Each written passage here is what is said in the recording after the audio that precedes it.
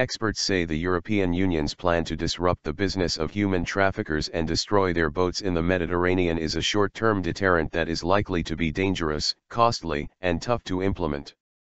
Faced with a rising death toll of migrants trying to cross the Mediterranean to get into Europe, the EU wants to launch a military operation next month to destroy the business model of the smugglers to coincide with the migrant high season.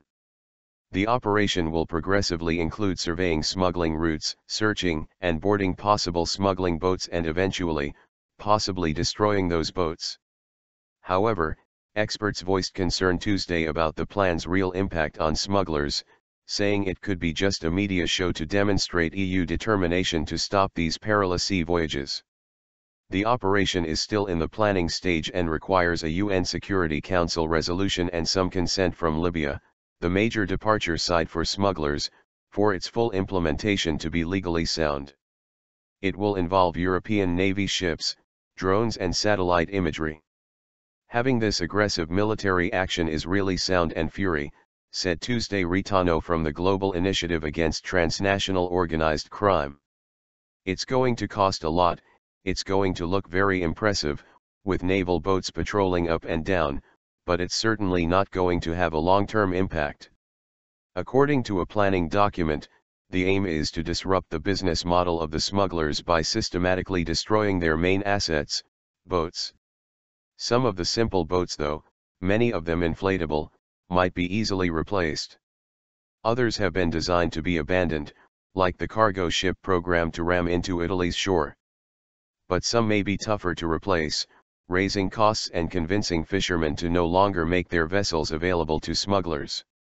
Top EU officials have routinely touted the success of the European and NATO anti-piracy effort off the coast of Somalia as a good reason why a military effort might work in the Mediterranean. But experts say fighting pirates is not the same as taking on the criminal networks in Libya. Those networks have access to powerful, high-tech weapons looted from the Libyan army compared to a ragtag force in Somalia using simple skiffs with large outboard engines. The major problem is that most of the boats being used off Libya are so much tougher to recognize as a trafficker boat than a skiff from pirates in Somalia, said an official from an EU nation involved in both the Somalia and Libya operations. He spoke on the condition of anonymity because the operation was still in the planning phase. The operation will end up targeting every single shipping vessel, every single commercial, every single kind craft that traverses off the coast of Libya, Ritano said. Still, the 28-nation EU is under tremendous pressure to act.